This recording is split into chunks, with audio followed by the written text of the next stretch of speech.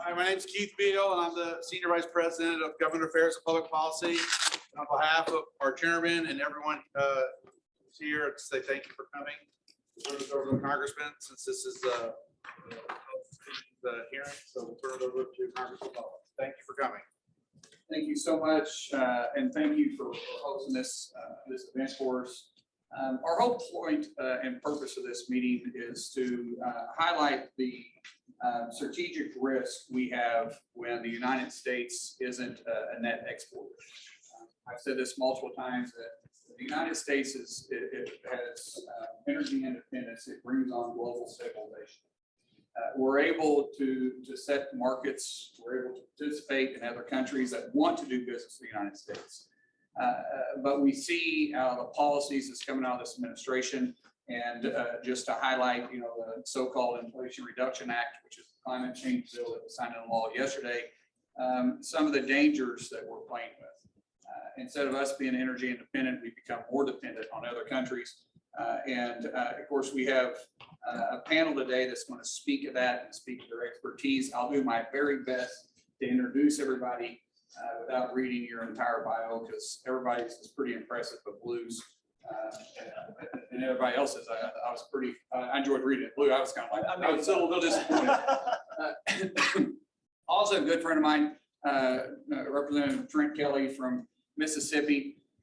Trent and I served together on the House Intelligence Committee. When you hear him speak, you'll understand I brought him in to make myself look good, because he has a really bad accent, so it makes me sound better.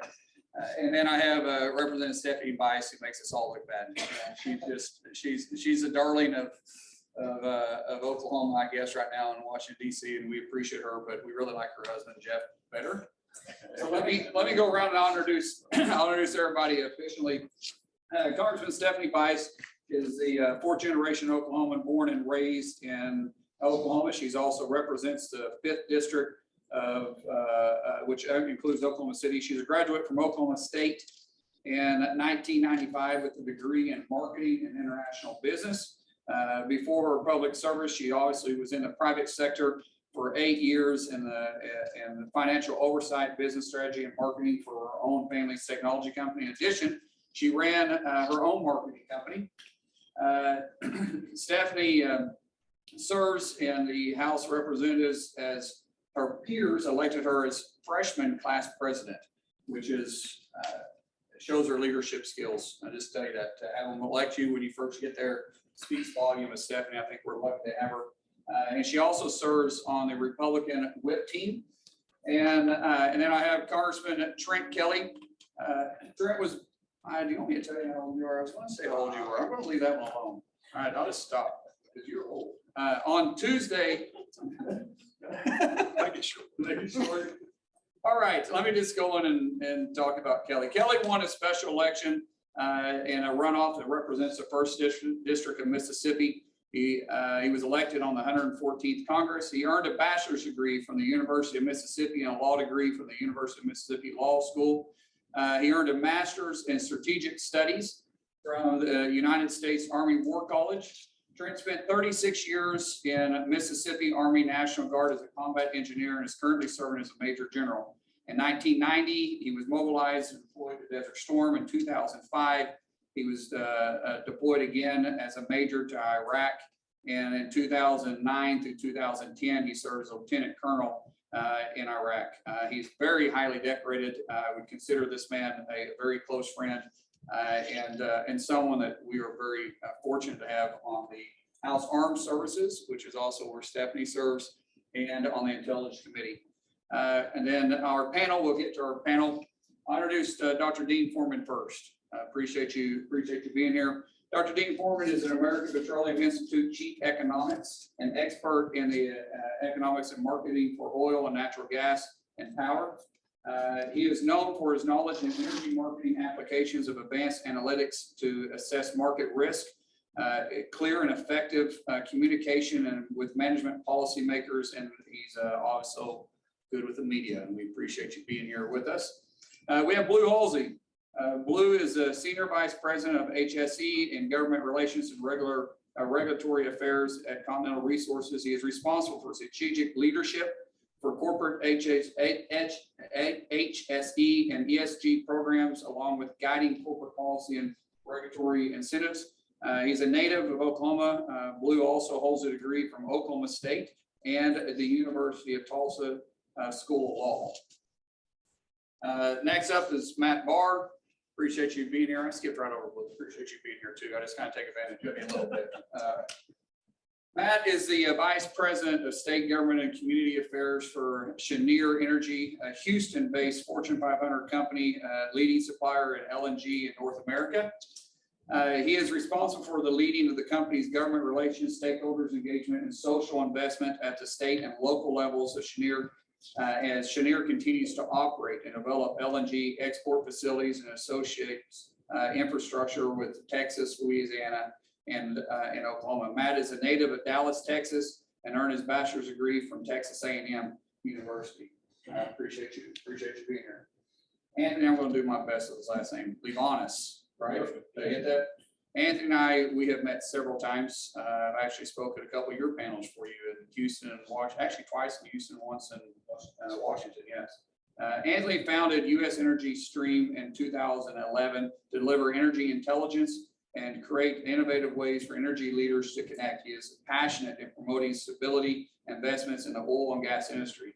He has over 30 years of international experience living and working in 4 different countries. He's worked on projects in 50 countries, advising, negotiating, and delivering agreements from oil majors, oil independents, national oil companies, and governments. He has a master's in international policy economics from Columbia University, and a BA in economics from the American University in Washington, D.C. He also speaks German, Greek, French, and a little English. And he lives with his wife, Peggy, in Houston. Luke Espin. Luke Espin is the president and CEO of Canyon Creek Energy into headquarters in Tulsa. Appreciate you being here. Did I get that right? Yes, sir. Okay. Mr. Espin currently serves on the board of Petroleum Alliance of Oklahoma and Grand Bank at Tulsa, Oklahoma, and Dallas, Texas. Mr. Espin graduated from the Oklahoma State University with a BS in finance. You guys keep sharing this Oklahoma State stuff over and over again. Was that your doing, Stephanie? I don't think I've seen anybody from OU. I'm not trying to make fun of that, but it's interesting to me. Good Oklahomans from Oklahoma State. Anyways, guys, we're really here and appreciate everybody being here, but we're really here because it is a national security risk when we find the posturing taking place across the United States and the way states are acting, the way we step back and we see the administration making the decisions that they're making. And it's troubling for all of us, especially all of us in the oil and gas industry. We feel like one, we're trying to literally power the world. At the same time, we feel like we got a big target on our back. So this is going to be an informal conversation. I'm going to let everybody go around and just have a brief introduction of themselves. And then after we do that, we'd love to just open up for questions. We have some questions. The panel has some questions for us too, which we'd love to take. And then of course, online and from the audience, the same. So Grant, you want to open us up with a few comments? Thank you, Mark Wayne. First of all, thank all of you for being here today. This is really important. It's important that we have these type of discussions. When I went to Congress, I wanted to focus on the security of our great nation. So I wanted to be on the armed services and ag committees because both of those, I think, are the security of the nation. I see energy as the same way. It matters that we're energy independent. And everything that we have right now is so important on a world stage that we be as independent, whether it's energy or whether it's food or whether it's our own military and the parts and pieces that make all those things that keep us safe. We have to do as much of that as we can here in America.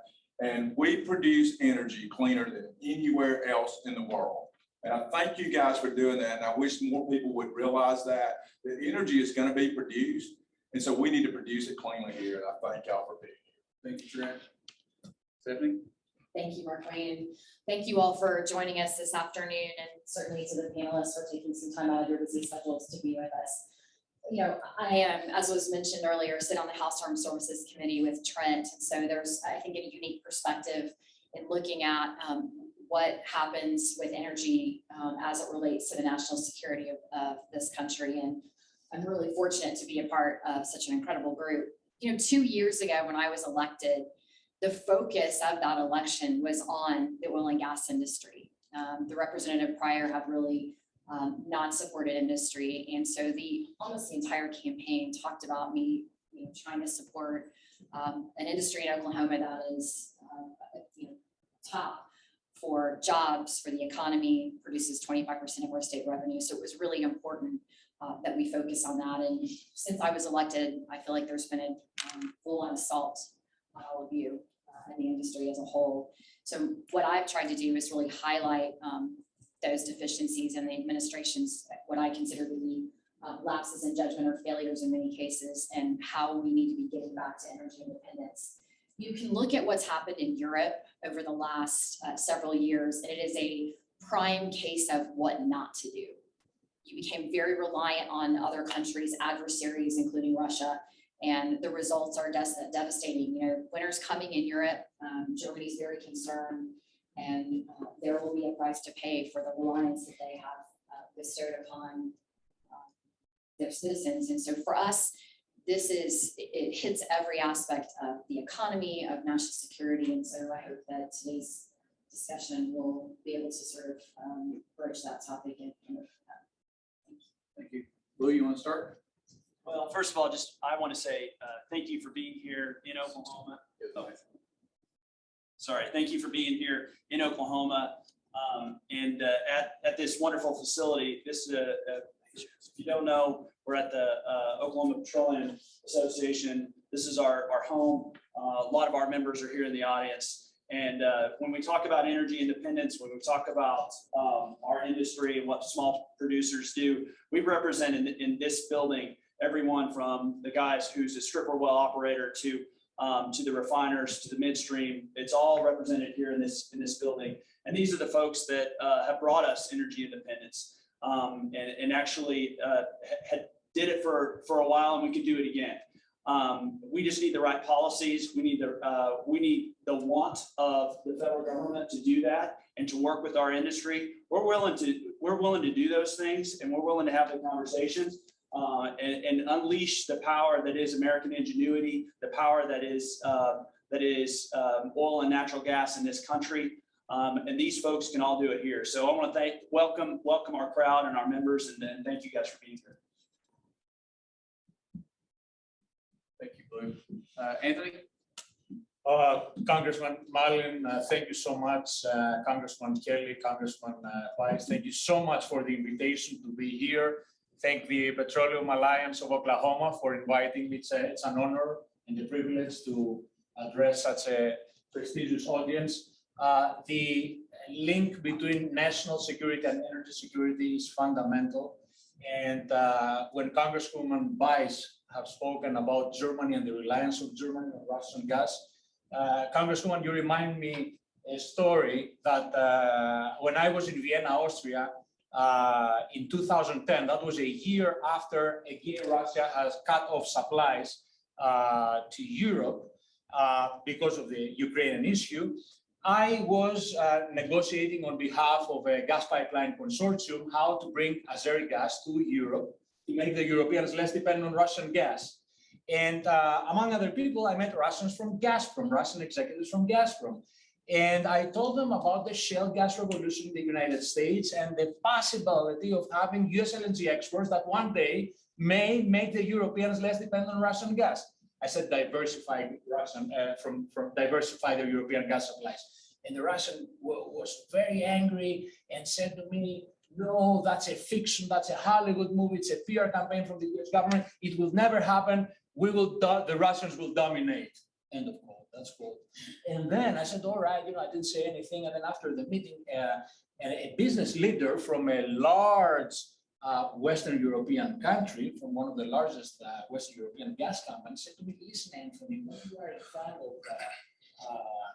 Russian Gazprom executives, you don't talk about the shale gas. I said, all right, I got it. Last month, for the first time in history, our natural gas that we produce here in the United States surpassed the natural gas that the Europeans are importing from Russia. For the first time, we providing more natural gas via our US LNG to the European gas market. So thank you all. Thank you for being here. I appreciate the invitation. Sorry, I got a question to ask, I'm gonna wait. Thank you. It's a tremendous honor. It's a critical time for this country. Really successful policies that at federal and state level are designed to energize production. Probably saw earlier this summer, API released its 10 and 2022 energy policies. These are 10 things Washington and the administration can do right now to help energize access to resources, investment across the sector, transportation, mining activity, exports across the board. So I'll encourage you to API.org, all of you. The backdrop for today, though, is that we're a primary data source for the industry. We survey up to 90% each week. We've been seeing for literally more than 18 months. It's coming back with the economy, outstripping the pace of production. We track capital investment. We've seen for the last 15 months initial reports saying there's a gap in terms of growing production investment, workforce, supply chain, financial issues, but also policy headwinds. And then we get the administration between last year having paused leasing on federal lands, revoked permits for critical pipeline infrastructure, delayed permitting for natural gas exports, proposed higher taxes, which now with the Inflation Reduction Act we actually have. And reportedly, this recently, just the fourth quarter last year, was reconsidering banning crude oil and natural gas exports. Imagine what this might look like. So, look, the net effect of all of this is if you take Baker Hughes, global US and global, it's still 28% down in July. As a whole, compared to where we were at saying 28% down, you don't get something for nothing. So if we're going to meet the world needs, the way we're papering over this is by releasing our strategic reserve. Our domestic crude oil production today, as of July, is still 1 million barrels per day off where it was at the same point in 2019. Excuse me, the highest point in 2020. So 12 million barrels per day of crude compared to over 13 at its peak. What are we releasing from the strategic petroleum reserves? 1 million barrels per day for 6 months. Unprecedented. So look, you can't do this forever. You can't release reserves and paper over it forever. That is what's necessary to balance global markets today. But we will see it a mile coming. We need a lot more investment, production, drilling activities. If we have demand like this 2019 levels, we have to have supply stepping up to it again. So again, there are a lot of things that we could discuss. I can't tell you what will happen next, but I can tell you our reserves today are at the lowest point since 2014. Our strategic reserves are at the lowest point since 1995. There are a lot of oil market events over those periods. So welcome questions, happy to discuss. But again, the 10 and 22 plan, things that we can do. Congressman Mullen, Representative Kelly Bias, thank you for inviting me to be here as well. And my comments are going to echo some of the things and touch on already talked about. But for those of you who don't know Cheniere, we source North American natural gas and ship it to our facilities along the Gulf Coast where we liquefy it and then export it to countries around the world. We're the largest LNG supplier in North America. We're the second largest globally. We were the first company to export US LNG from the lower 48 in February of 2016. And since then have shipped over 2,300 cargoes to 37 different countries around the world. So when we talk about what US LNG is doing, and we're talking about bolstering demand for greater natural gas production, we are creating jobs here at home. We're providing a reliable and clean source of energy for allies around the world. And what they're looking for is energy security, like we've talked about, supplier diversity, long-term stability in natural gas and energy needs, displacing dirtier fuels and fueling economic growth as they continue to expand their economies. And so touching on what Representative Bice talked about in her comments, the energy dynamics associated with what has happened in Ukraine this year further demonstrate the importance of US LNG as Europe has been looking to address their energy shortfalls. The US has stepped up to help fill that gap, provide additional supplies of LNG like Anthony was talking about. And this year alone, just through the first 7 months, over 70% of our cargoes have landed in Europe. So we're helping to fill that demand and fill that gap and fill their needs, what they're needing for their citizens. And we are looking to continue to grow. We want to grow. US LNG has room to grow, but we have to have policy and regulatory certainty. And a lot to what Dean was talking about. And then, you know, even stealing Blue's word, what we're looking for is unleashing the potential for US natural gas, for the ingenuity and innovation within the oil and gas industry, and unleashing LNG exports to be able to match them full potential and meet the needs around the world. Thank you, Matt. Luke? Well, thank you for having me here today. I appreciate the audience and opportunity to talk. I'm Luke Espin. I'm president and CEO of Caney Creek Energy. Know quite a few of you in the room, and very thankful to meet you today. I sit here today representing the small producers that are in Oklahoma, really across the oil and gas industry in multiple states. We employ about 65 people across southeast Oklahoma. We spend about $100 million in local economies each year. That's farmers, ranchers. On the revenue side, that's going to be oil field workers that go home every night to local economies. The biggest issue we deal with has been discussed from the large companies that export natural gas around the world to us using a drilling rig. It's the uncertainty in regulatory environment. I can't recommend to my employees, I can't recommend to my investors that we spend a material amount of money without certainty.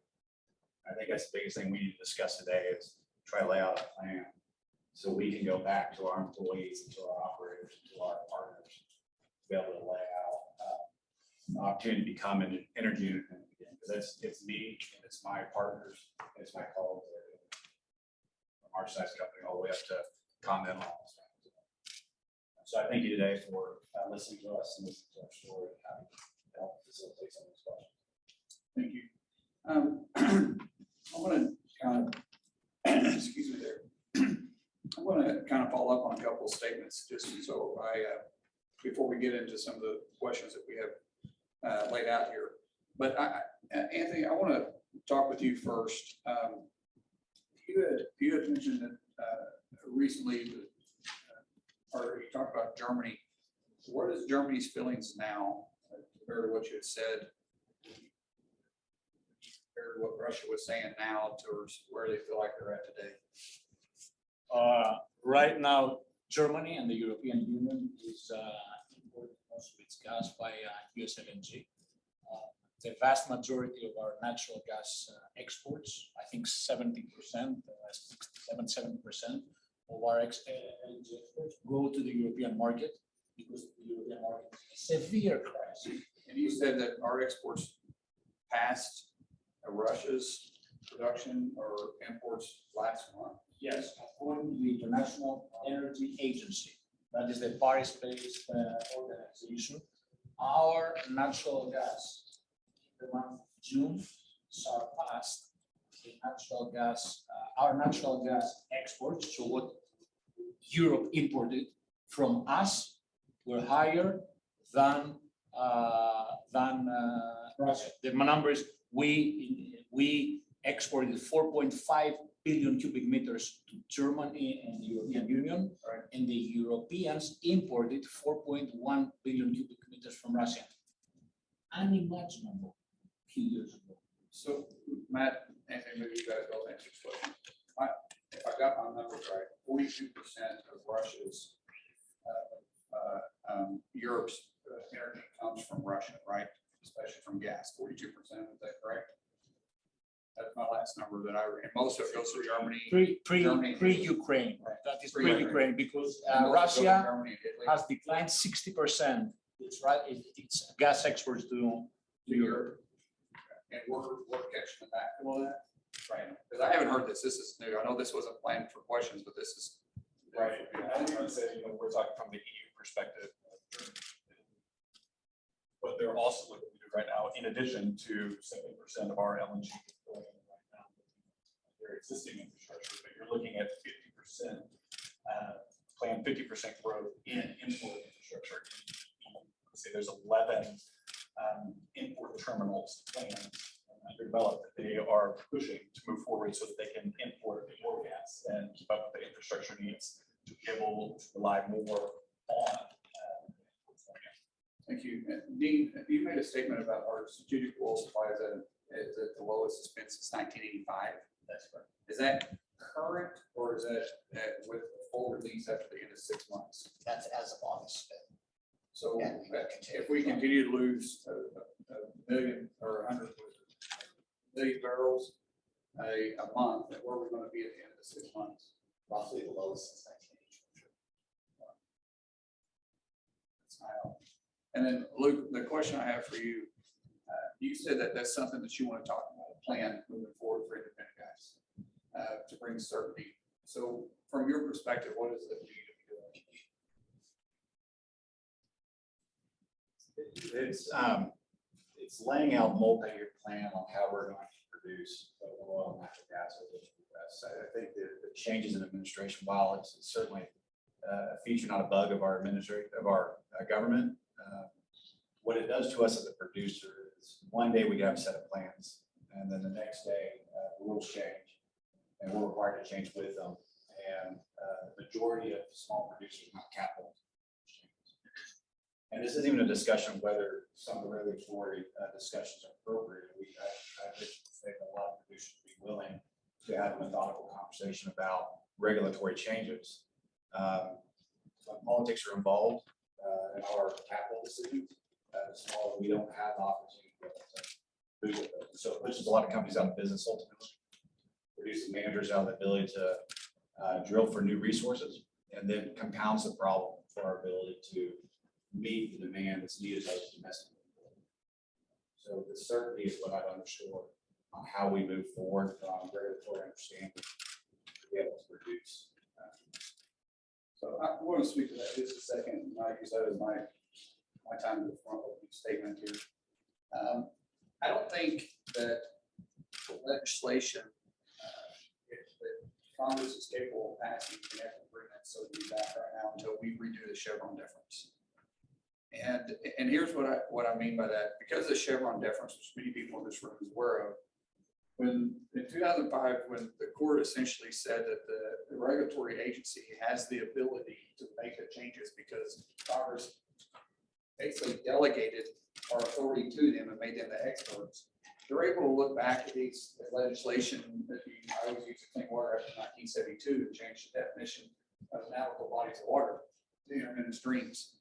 I was meeting with a group of people this morning that on some of the financial side of things, and they went back and looked at a rule from 1980 that they've changed now, requiring a different way that they collect information. No legislation has ever done this. It's just they're going back and relooking at the rules. And because the court ruled that essentially made the agencies, the EPA, or the Department of Energy or the Department of Labor or whatever agency you want to, saying that they're the experts. And so if our opinion is different than their opinion, then they're able to go back because we defer to them. They're able to go back and always relook at it, look at changes as often as they want to. You have each administration is going to make their own rule changes. And it's going to continue to cause uncertainty. And I think the only way that's ever going to change is, since I'm sitting in front of a bunch of oil and gas guys, is the industry is going to have to go back and re-sue and have them relook at that Chevron difference and put the power back in the hands of Congress. Because ever since then, we started seeing agencies become legislators. And Obama's the one that coined the phrase, I call on Congress to act, if not, I got a phone and a piece of paper, and started making legislation through regulation because of that Chevron deference. And we have a different court today, much different court. We saw what happened in West Virginia. And there's never a time for us to right that ship back around. I said ship. That's just in case anybody misheard that. If there's ever a time for us to do that, it's time for the industry to force the court to make that decision again, because they are 100% legislating through regulation, and it's going to continue to change every time we get a new administration, which could be every 4 years, could be every 2 years, depending on how fast Congress moves back and forth. And that's the only way you're going to get a 2-year, 3-year, 4-year, or some type of certainty, a long-term plan on what we're looking at. Because not to get on a horse here, But our founding fathers intended Congress to move slow, intended government to move slow. So stuff like this didn't happen. Congress wasn't supposed to be able to make these changes this quick. They wanted to move slow. And through regulation, it can move very fast. And so I would encourage industries to take a hard look at it and go back and look at the Chevron definition to see if we can make changes to it, because it's the timing's right, the timing's now. With that, I'm going to turn over to Trent. You're first up on questions.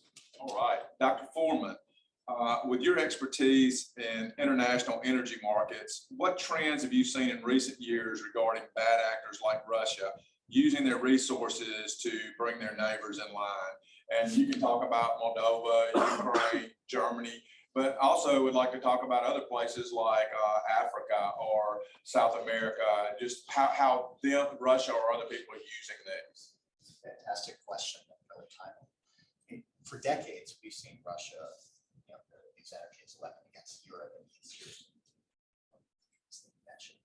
So nothing new there. And today, people get more strength. So the gas pipeline goes through. It running at 20% of its capacity, not getting the gas that it needs.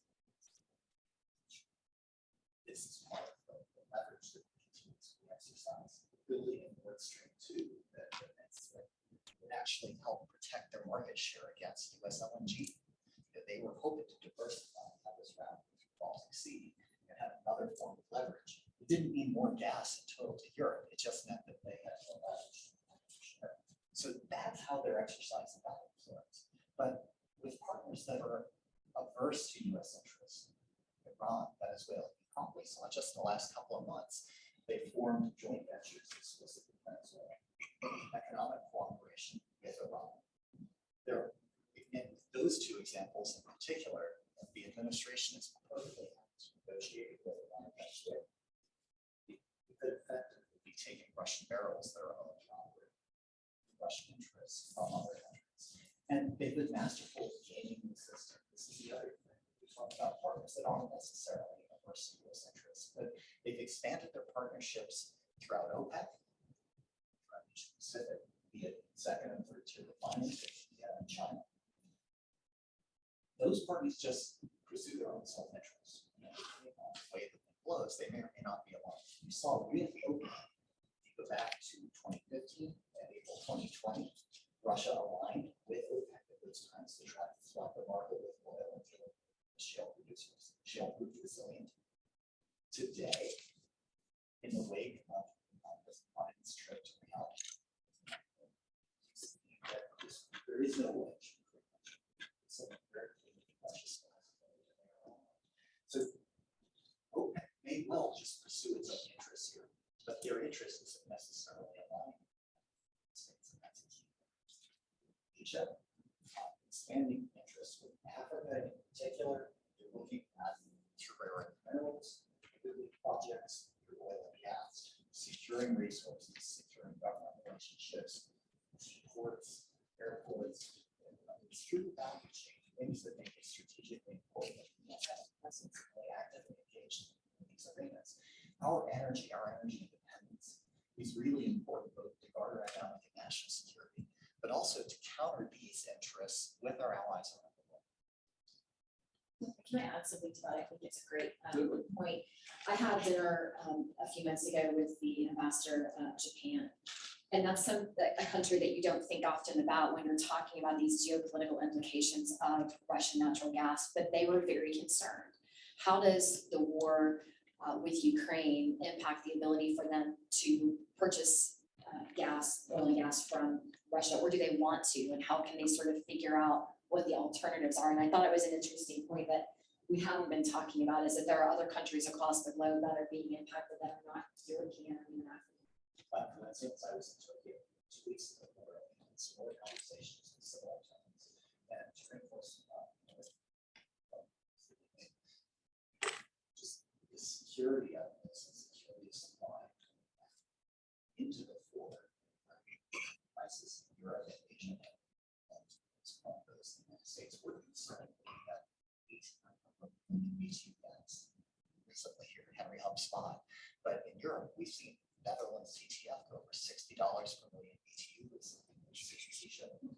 So absolutely critical for long-term security. So the flag is not just changing the winds and engineer block. This is how security supply, trust and trade. I'll even just add on to that, a lot of the conversation right now, because of what's happening in Ukraine, is on Europe. And, a lot of what we're looking at, rebalancing Europe from Russia, et cetera, that's a lot of the focus right now. But long-term, we're still looking at Asia as a huge and growth opportunity as they continue to expand their markets. They're looking to power their increased economic growth. So we're talking a lot about Europe right now, but we're talking long-term security of supply. We have long-term contracts just in the last few months that we've signed with customers in Asia that are going through the 2040s and 2050s. So this is something they're looking at and they're factoring into their decision-making is long-term security of supply. You have to have domestic production to support this if you don't go through the value chain with the infrastructure. Yeah, I'll add to that. Just we're talking about natural gas, but a lot of folks in this room in 2015 worked hard for to lift the oil export ban under a Democratic administration, by the way. And when we talk about natural gas and the security implications, we also have that with oil. And our ability from 2015 to where we are today to provide a valid source of a safe, clear choice of oil exports to our friends in South Korea, to our friends in India. That is a real issue. And when this administration, when we talk about rhetoric and we talk about regulatory issues, when they talk about from a national security perspective, stopping oil exports, that has ramifications across the world. And to me, that's one of the things that's missed when we talk about LNG. We need to have oil right in that same conversation. Oh, Mr. Lavanos, can you speak to the effects that energy sanctions have had on nations like Venezuela and Iran? That's a great question, Congressman. Yeah, a great question. And, it's right at the core of national security and energy security. Iran is a threat to our national security. And why is it a threat? Because it's such an oil-rich and gas-rich country. According to the US EIA, the Energy Information Agency that is based in Washington, D.C., Iran is the second largest country in proven natural gas reserves and third in oil reserves, which means that if we did not have sanctions, then the Iranians would use oil revenues to fund terrorists like Hamas and Hezbollah. So sanctions have worked because if you see today, Iran is isolated. Iran is like an island, although it is such a rich country on oil and gas reserves, because of the sanctions, there has been underinvestment. So there is no technology that allows them to produce oil and natural gas. And although it is the fourth largest consumer of natural gas after US, Russia, and China, they hardly can meet their domestic needs. At times, they import natural gas from Azerbaijan or Turkmenistan. Also, as far as crude oil is concerned, because of sanctions, in the last couple of years, we had the lowest Iranian oil production with 2 million barrels, as opposed to a decade, 15 years ago, which was around 3.8 million barrels. All these are US EIA numbers. So sanctions are very effective. Your work in Congress is of utmost importance.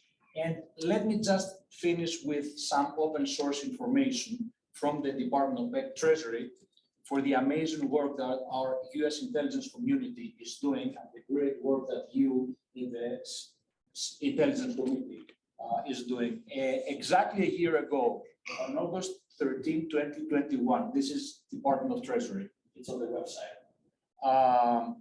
The US is designating individuals and businesses involved in an international oil smuggling network that supports Iran's Islamic Revolutionary Guard Corps.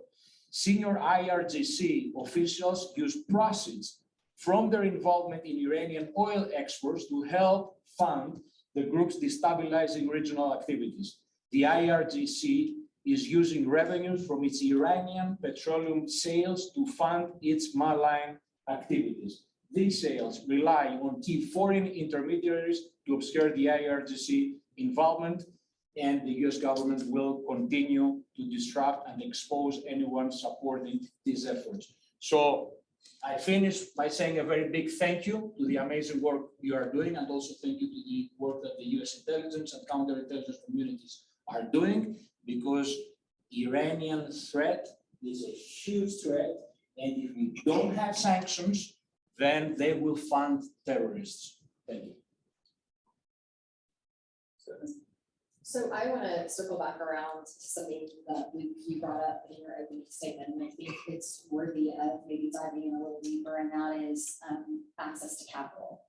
Whether it is small producers or large, this administration has given signals, I think, whether it's through ESG provisions or otherwise, that they're not going to be friendly to the oil and gas industry or fossil fuels. So can you all talk a little bit about some of the challenges that you faced when it comes to accessing capital for your organizations? That's a great question. Yeah, so look, across the US, we've heard of the large banks pulling back. And I think even our largest creditor is Goldman Sachs, signaling that as well, as the large senior banks move that way as well. Large private equity investment houses are certainly moving towards ESG focus, even with a lack of return on investment. But that trickles down even to the smaller capital providers. So what the large institutional houses do, a lot of followers that come with that. Our business is extremely capital intensive. In fact, even this week's legislation puts that in peril as well with some of our tax reductions that we moved as well. So we continually reinvest in our resource. I think when we look at profits or we look at free cash flow from our companies, a lot of those dollars go right back into resource development. So if we stop that spigot of capital, less dollars go down hole, less resource comes back up. So I think that's really the lifeblood of this industry is access to capital. Extreme amount of risk that we never talk about in this business. At times when prices are high, returns can look good, but we still produce through big swings in prices. And we need to have that stable capital source to continue to develop resource. And I'll just maybe throw in there as well that I saw some stats recently that energy consumption is projected to increase by 50% by 2050. And so we need to look at making sure that we provide those energy sources to the country and making it difficult or almost impossible to continue to grow the business, whether it's Cheniere, Continental, or Canadian, puts a huge challenge in front of all of you to be able to provide the resources needed to power the country. I was going to make that comment, and adding on to that, Dean had mentioned it in some of his comments earlier in terms of what we're looking at with LNG. We talk about regulatory certainty, when we talk about capital, that the impacts on producers is impacting what we are able to export, the impacts on pipeline companies. When we're looking at sourcing gas from nearly 100 producers and counterparties on a daily basis, 20 pipeline systems, if those parts of the supply chain are impacted, whether it's access to capital, whether it's regulatory permitting, all of that impacts our ability then to export LNG. It's not just on our specific part of the sector, it's supply chain wide. Yeah, and I'll add on to that too. It's the small producers are not the only ones being hit by that, because it's every producer. When you don't have when a truck driver was going from 1 truck to 10 trucks, and he's going out trying to find small business financing for the energy business, and he's now being scrutinized because the regulators are being told from high above, we're not going to have oil and gas for the next 10 years. How am I going to finance this? It's real implications, and it's direct cost implications. And no one is immune to it within the industry. And I think that's when you look at the SEC 5-year rule or the SEC climate disclosure rule, when you're asking a small producer to talk about scope 3 emissions and what that's going to do, and how, there's no way that they're trying to find drivers and trying to put a business together, and yet you've got a government that's pushing these additional layers of regulation across the entire system. It's just hampering the whole process. I want to circle back to Matt here. Natural gas is the largest section of the American energy production market, but it's difficult to ship raw materials without pipelines. How is your company getting around this? So that's a great question. And a lot of it, like I mentioned in my opening remarks, the first LNG exports from the lower 48 were just in 2016. So, in the big picture, it's a relatively new industry for the US because of the innovation of the oil and gas industry with the shale revolution, that we then had the abundance of natural gas to be able to export that excess overseas. But what we are doing, like I mentioned, we're sourcing natural gas all over North America from over 100 different counterparties on a daily basis. And those are producers in Oklahoma and producers in Mississippi, where we're sourcing gas from. And then transporting it on roughly 20 different pipelines to the Gulf Coast. We have 2 facilities where it's going through the liquefaction process and reducing that gas essentially by 1/600th once it goes into its liquid form. So you take 600 bottles of water and we line them up here. And what we are doing when we are liquefying the gas is turning that into 1 bottle of water. So that's what makes it economical and practical to then put it on an LNG tanker, which for all intents and purposes is a huge Yeti cooler to keep that gas cool, to ship to countries around the world, where they are then taking that gas into an import or regas terminal, warming it up to where it turns back into its gaseous form, putting it into their pipeline distribution networks to use it for the exact same things that we use natural gas here, whether it's heating homes, where it's cooking stoves, it's electricity generation, it's industrial feedstock. And they're using that US gas for those same purposes there, because they don't have the abundance of natural resources that we have here. And when we look at the mutual benefits for that, when we look at the US, the job creation, the sustained and increased natural gas production, the geopolitical implications and benefits, and the energy security when we're looking at energy independence. And then you look at the countries that are importing that gas, that for all the reasons that we've been talking about during this whole panel, whether it's energy security, supplier diversity, economic growth, displacing coal and other fuels, that is what they're looking to US LNG for. And that's something, again, that just through the last 10 years, through what we've been able to do, the shale revolution has made that possible. Thank you.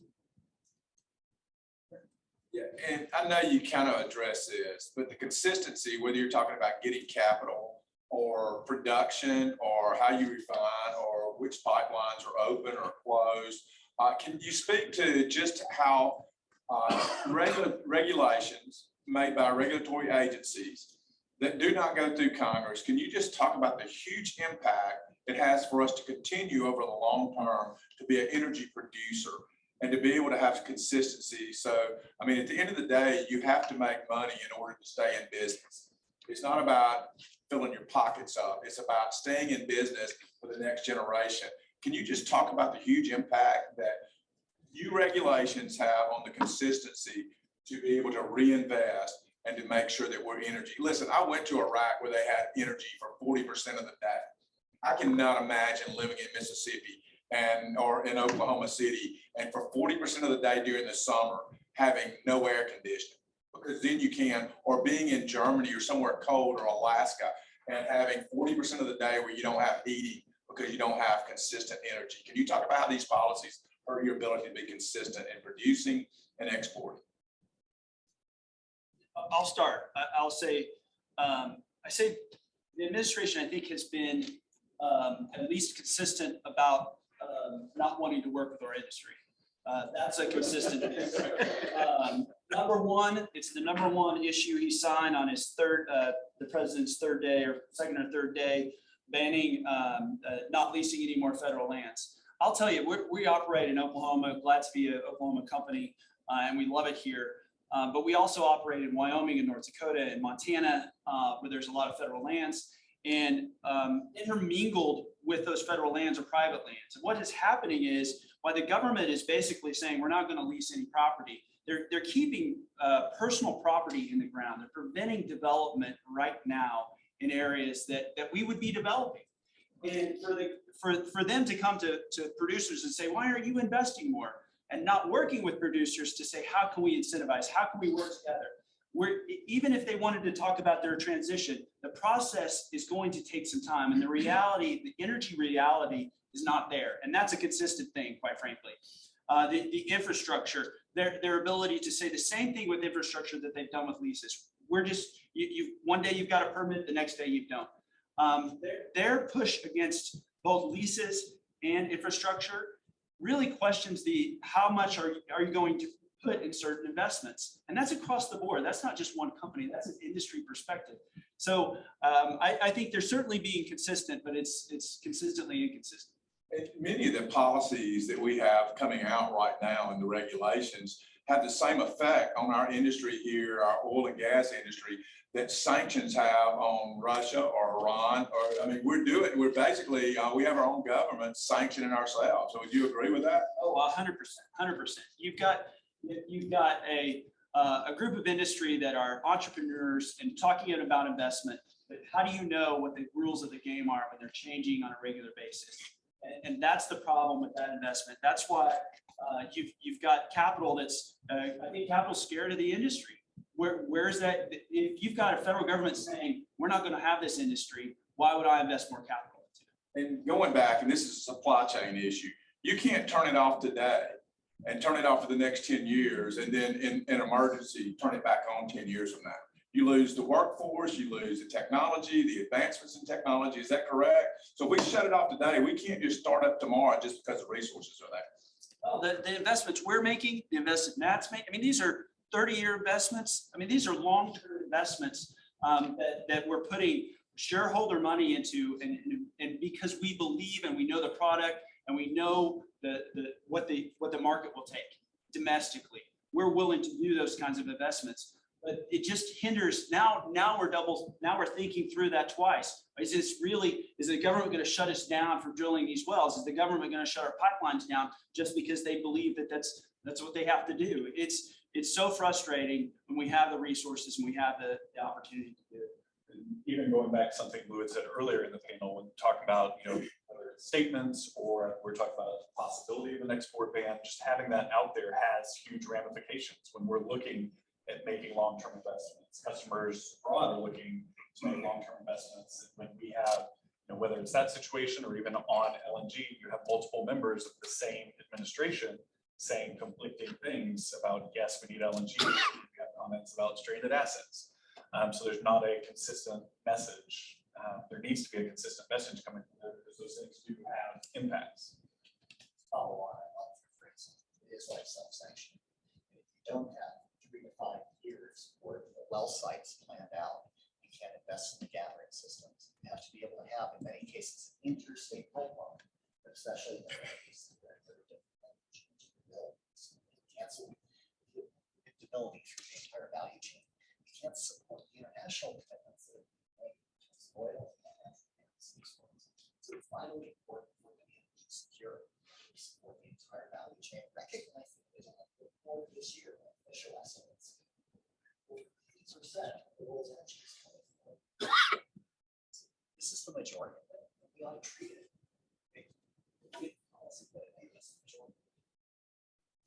I may add, I agree 100% that it's like we self-sanction ourselves. The biggest challenge is how quickly, as a nation, as Americans, we build natural gas pipelines, we grow our oil and gas production in order to send more crude oil exports and more US LNG exports. Something that the rest of the world doesn't understand is how challenging it is for us in this country to unleash our energy production, and by creating jobs in this country, by creating economic development, and by providing energy security to our allies and meet our, as Dean said, to meet our international obligations. We all know, we all feel the high oil price. One of the reasons why we have such a high oil prices is because for years, we were not investing on upstream. 5 years ago, in 2015, global upstream investment was approximately $800 billion. Last year, it was less than $400 billion. So you're absolutely right. It's like we are self-sanctioning ourselves. And we see the result in the prices, the result in the global energy markets. Luke, you got anything to add to that? Everybody else was talking, so I'll give you some time. Yeah. Kind of smart down there. Yeah, I think that last point was exactly it. It's investment. It's a longer, the problem is it's a longer cycle than what we see an administration move through, right? These things happened years ago. And we're just down on the tip of seeing what that implications are. In my own personal thought, I think about it as the movement of defunding the police. We can see immediately what happens with that. Crime going up, and we go, oh crap, that was a bad idea. We can course correct really quick. These are long, sometimes decades movements. And so if you had asked us, we just sat here 5 years ago, we'd all said, yeah, watch supply drop, watch demand continue to grow. In our case, at BCF a day a year, right? That's not going to change. We all like to go to our light switch and turn it on, to your point. There's going to be a crossroads here. And here we are. And now we're looking at it saying, how do you fix it? How do we change it? And we're saying, how do I invest in this when we're going to get a change every year or two? We've kind of talked about it ad nauseum up here. So the solution, we have to have that runway to be able to make investment through the supply chain. It's not a surprise to me, to a lot of us in this room, that we're sitting here today having this discussion. But if we're going to use that as a leverage on the international stage to be able to supply our allies or work against our oppressors, you're gonna need us domestically to be able to use that as a bullet. Thank you. I'd like to open it up for the audience. You can either ask us a question, ask the panel a question. We've got time for a few questions just to give you guys an opportunity to speak what's on your all's mind. So if you guys don't mind, if you have a question, raise your hand and we'll have Brandon bring the mic over to you. We talked a lot about banning exports and how it's a national security threat. Hold on one second. That's good, because we got people online too. We talked a little bit about banning exports and how it's a national security threat, but also it defies 7th grade economics. If we ban, refined products, we can't get them to the Northeast or the West Coast because of infrastructure limitations like they've addressed. So what they would do is they would cause refiners to shut down production, drastically drive up the cost, and hurt inflation even worse. My question to you guys is, does the administration not know this? I mean, I know our Secretary of Energy doesn't, but I'm being serious on that. Well, so I think to your point, and I don't remember if it was to all of us or certain ones, but I received a letter, there was a letter written to the administration by Elizabeth Warren demanding that we prohibit export of LNG because prices in the Northeast had gone up significantly. And I wrote a response letter back and said, well, maybe if you would allow for pipeline permitting to the Northeast, your prices wouldn't be so high. They know they're not interested. It's a function of being anti-fossil fuel. And so they're doing everything they can to push back. And her answer was, well, if we don't export it, then we can keep it in the US. Doesn't mean I can get it to Pennsylvania or Massachusetts or any of those other places because of the delay in pipeline permitting. And that's another thing I think is an important piece of this. And you're talking about the supply chain issue. I met a few months ago with a pipeline company here in Oklahoma City that said that permitting in most cases would take 6 months. It's now taking 12 to 18. They're delaying that permitting because it's a way for them to slow down the process. And again, make it harder for us to actually get product to market. It's political. It's all it is. You got the extreme left of the Democrat Party that's demanding this, and they're the loudest right now.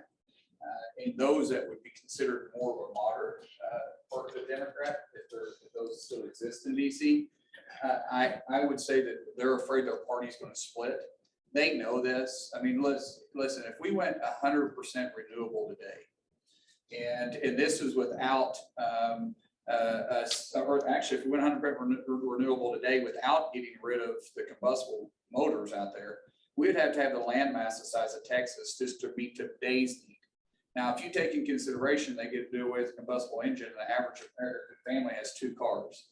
To charge those 2 cars overnight would require 180 amps. Are you tracking me on this one? The average household only has a 200 amp service. So you're going to double the amp service from a 200 amp service to a 400 amp service. And so now you're going to have to add an additional 40% land mass just to fit that need, to just have the vehicles for people to get back and forth to work. We're not even talking about the buses or the semis yet. We're just talking about the cars. So they know this, they get the same briefings that all Congress, well, not all Congress, Trent and I has a little bit, we get a little bit different briefing, so does Stephanie. But every member of Congress has a TS level of clearance. And we get briefed, Congress as a whole gets briefed on the national security risk running at this. So for them to not know is impossible. For them to make a political decision is definitely possible, and that's what this is. And I will follow up with, several months ago, I was in a science-based and technology committee hearing. I'm on the subcommittee on the environment, and Secretary Granholm came to the committee to talk to us and answer questions. And my question to her was, the 2030 plan that the administration has put together is looking at putting 25 million new EVs on the road by 2030. How are you going to create the power generation for those 25 million new EVs? And she really couldn't answer the question. It was, well, we're going to look at all energy sources. We certainly want to talk about renewables, but it was very obvious that they have put the cart before the horse. They're so enamored with EVs, they haven't thought about how you're going to produce the energy to actually power them. And so I think Mark Wayne's exactly right. This is a political football for them that they're tossing back and forth because they can. And just, it's not a binary choice, but they try to make everything a binary choice. It's not a choice between climate and fuel, fossil fuels. It is not a choice. You can have clean energy and fossil fuels at the same time. That's not a binary choice, but they tend to try to make everything about binary choices. And from the very get-go, in President Biden's very first budget, he's told you what he was going to do. He said he was going to raise the cost of producing fuel. He said he was going to raise the cost of refining it. He said he was going to raise the cost at the pump. This is in his 2020, his very first budget. He told us what he's going to do. Now, right now, the American people are feeling the pain, whether that's groceries or cost of cooling your house in Mississippi. We haven't felt the winter yet, but it's intentional to do that because they think the American people are not smart enough to understand that higher energy costs impact every single thing, whether it's groceries at the grocery store line or the new car that you get or anything else in between. Do you guys have winter in Mississippi? It's mild. What other questions we have? I do. I have a question for the panel. Oh, I'm sorry, just real quickly. Talk about some of the things. I mean, the reclamation projects, I talked to several people out here, but I don't think people understand the amount that you do for reclamation problems or to make it cleaner, that if we produce cleaner energy here than we do other places in the world.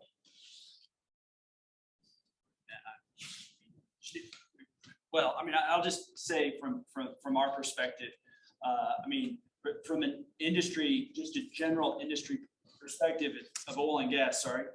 I mean, we're constantly, the resource itself is, we want to capture every bit of that resource that we're producing. It's not as though we're leaking these resources. This is resource that we're putting in the pipeline and selling.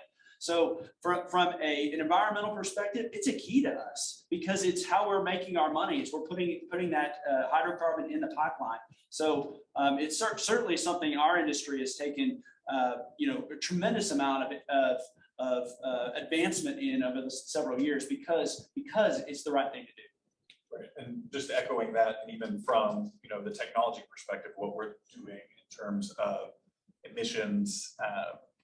Quantifying what those emissions are, looking at potential reductions, because like Lou said, it's not, we are losing money by losing any of those gas molecules. So it's something that we're putting significant investment in and looking at how do we quantify, measure, report those, and then what do we do to reduce once we've found those targeted areas.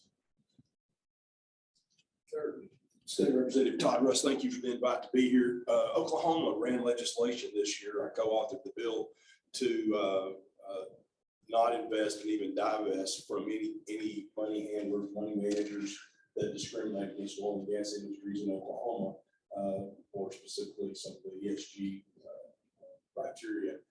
Tell me what that meant for you guys as independent producers in the industry. Are we doing the right thing? Is that the right direction? Will that be helpful, or do we need to expand that? I'll tell you from my perspective, I think it's fantastic, and we appreciate your leadership on it. We appreciate Oklahoma's leadership on it. For us as a state to be investing with folks that have clearly said we're not going to be investing with our industry or not with no, Oklahoma's an oil and gas state. We've been doing oil and gas. Maybe Pennsylvania's been doing it longer than we have, but we're right there.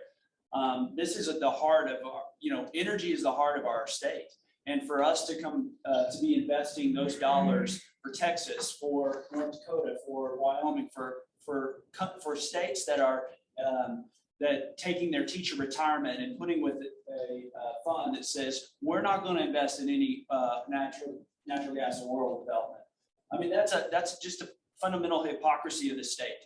And I think saying that and making the claim, if we don't do those types of things, we're just going to be a function of whatever they want to do. And I think for us to be able to say that and to put our stake in the ground, and this is who we are as a state, and our leadership to do that, I think is a fantastic way to do it. It's the way we have to fight back. Stephanie, you got any closing remarks? Panel, you guys got any closing remarks? Anybody on the panel? So I had a schedule change here, so I'm going to call an audible. This man right here came in from Mississippi this morning, and he had a 5 o'clock flight to go home for a meeting. It got delayed, where he wasn't going to make it, so he's got to get on a 2:40 flight. So I drove a big red truck out there, and I said I could get to the airport on time. If you guys ever want to know something about me, I do drive a little fast. So I may be looking for an alternate, right? So I'm going to have to run out of here. Trent's going to have to run out of here shortly after close to get him to the airport on time to make that flight. I want to thank all the panel for being here. Blue, thank you so much. Anthony, thank you. Dean, thank you for here. Matt and Luke, I really appreciate your all's time. Yes.